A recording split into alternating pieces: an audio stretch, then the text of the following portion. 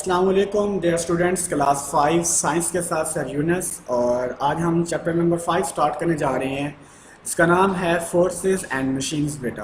ठीक है कि फोर्सेस और मशीन्स किसे कहते हैं, हमने इसको डिस्कस करना है। चैप्टर नंबर 4 आपका फिजिकली जो है ना वो ख़त्म हो चुका था। अब हम जो चैप्टर नंबर 5 स्टार्ट करेंगे वो ऑनलाइन स्टार्ट करेंगे। उसमें वो क्या कहता है, वो कहता है वो use force when do work, कि हम जब फोर्स इस्तेमाल करते हैं तो हम बेसिकली क्या कर रहे होते हैं, हम बेसिकली वर्क कर रहे होते हैं। क्या कर रहे होते हैं? वर्क। ठीक है। अब जो ये वर्क होता है ना बेटा, ठीक है, इसको याद रखिएगा कि वर्क का मतलब क्या होता है। वर्क का मतलब ये होता है कोई काम करना।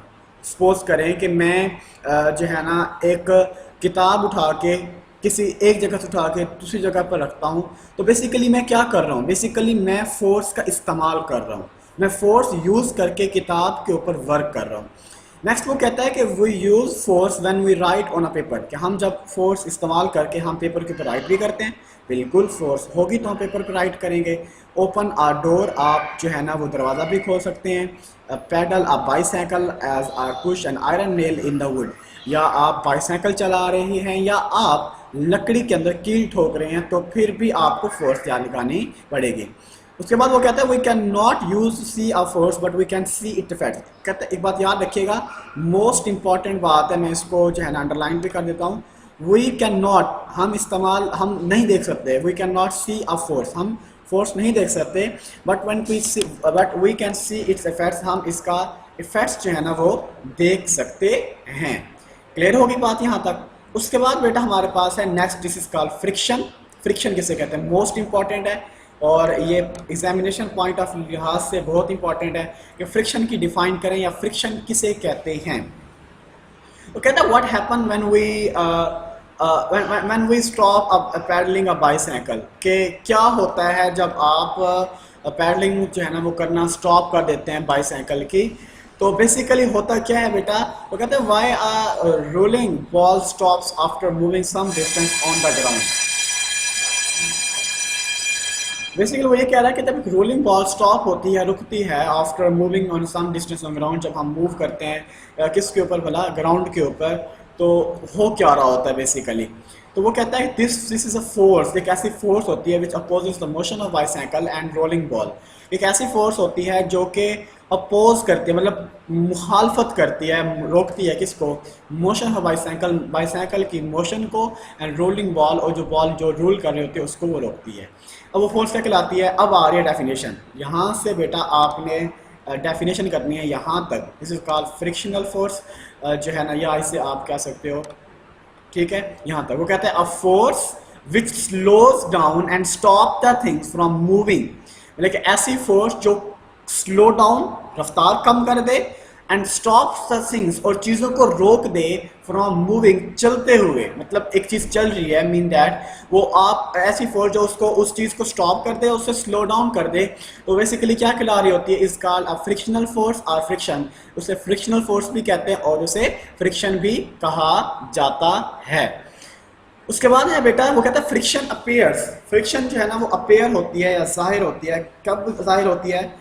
जब बेटा हमारे पास जो है ना when a moving object is in contact with another, जब एक मूविंग ऑब्जेक्ट, कांटेक्ट का मतलब क्या होता है? बेसिकली कांटेक्ट का मतलब ये होता है बेटा, कांटेक्ट किसे कहते हैं? कांटेक्ट का मतलब होता है मूव करना, मतलब एक चीज, दो चीज़ों का आपस में मिल जाना, वो कांटेक्ट कहलाता है। कहते हैं ना कांटेक्ट करें, राब्ता करें, तो इसी तरह एक मूविंग ऑब्जेक्ट वो कांटेक्ट करता है किसी के साथ, विद अनदर, दूसरे के साथ। इट इज अ, अब वो आगे क्या कहता है, it is a contact force, इसे हम कॉन्टैक्ट फोर्स भी इसे कहते हैं। उसके बाद है there is a less friction when smooth surface such as glass and marble slide over each other. वो कहता है फ्रिक्शन कम हो गई। फ्रिक्शन किसे कहते हैं? रगड़ को फ्रिक्शन कहा जाता है। मैं आपको सिंपल लैंग्वेज में बताऊँ, वो कहता है लेस फ्रिक्शन होगी जब एक स्मूथ सरफेस सच एज गिलास जो है ना, और मार्बल स्लाइड को आप जो है ना और उनके ऊपर, दूसरे के ऊपर रब करें या दूसरे के ऊपर जो है उसे अटैच करें।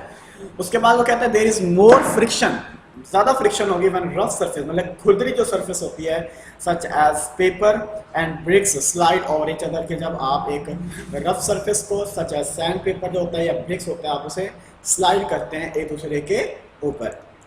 उसके बाद हमारे पास वो कहता है roughness of the surface increase friction. बहुत इंपॉर्टेंट बात कर चुका है ये बेटा, कि मैं इसको अंडरलाइन भी कर देता हूँ।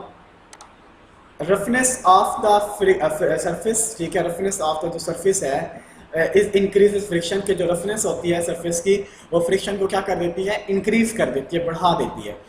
नो सरफेस, कोई भी ऐसी सरफेस नहीं होती, ठीक है, जो कि इंक्रीज करे किसको भला, no surface is perfectly smooth, कोई सरफेस परफेक्टली स्मूथ नहीं होती 100%। देखें जब भी कोई दो सरफेस आपस में अटैच होती हैं, तो अगर हम इस चीज़ को जूम करके देखें तो इससे देखें और कीजिएगा, यहाँ पर आपको ये देखें ये स्लाइड नज़र आ रही है, मीन दैट कि अभी भी ये पूरे परफेक्टली जो है ना वो स्मूथ नहीं है, थोड़ी सी इसके अंदर जो है ना वो फ्रिक्शन मौजूद है। उसके बाद है बेटा, वो कहता है a surface that appear smooth and has roughness also when see under microscope, कि अगर आप जो है ना इसको माइक्रोस्कोप के जरिए से देखें तो आपको इसकी सरफेस भी नज़र आ रही होगी।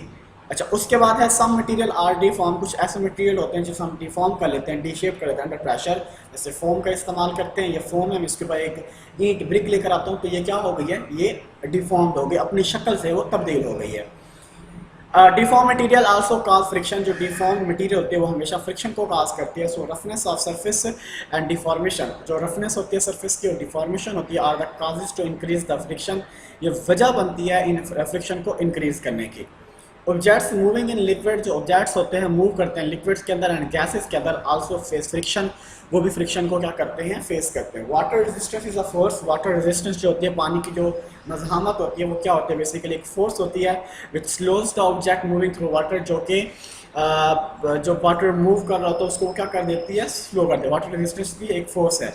और एयर रेजिस्टेंस भी क्या होती है, फोर्स होती है is which slows the object moving through जो है ना एयर, कि जो एयर रेजिस्टेंस होती है वो भी एक ऐसी फोर्स होती है जो कि स्लो कर देती है ऑब्जेक्ट को जो कि मूव कर रहे हैं थ्रू एयर के ऊपर। तो ये था आपका लेक्चर बेटा, आज का हमने फ्रिक्शन को डिस्कस किया, डिफाइंड फ्रिक्शन, और उसकी बेसिकली हमने चीज़ें डिस्कस की हैं, उसकी डायग्राम डिस्कस की हमने।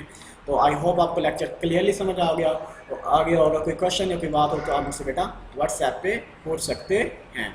ओके बेटा, अल्लाह हाफिज़।